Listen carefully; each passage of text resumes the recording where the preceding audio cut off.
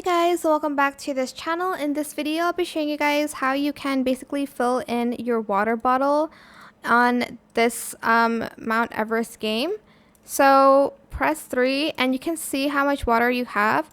If you drink it, it's going to show you like how much you have left. Go to like a water station here and you're going to just put your bottle near it and it's going to automatically fill it. You'll hear a noise.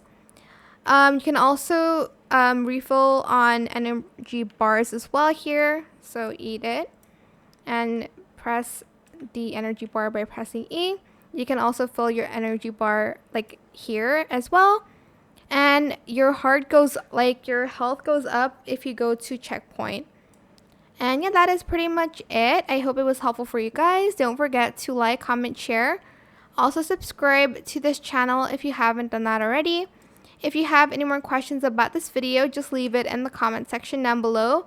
I will try my best to answer them all for you guys. And if you found this video helpful, please click the thanks button as well. That is it for this video. Thank you so much for watching. Bye!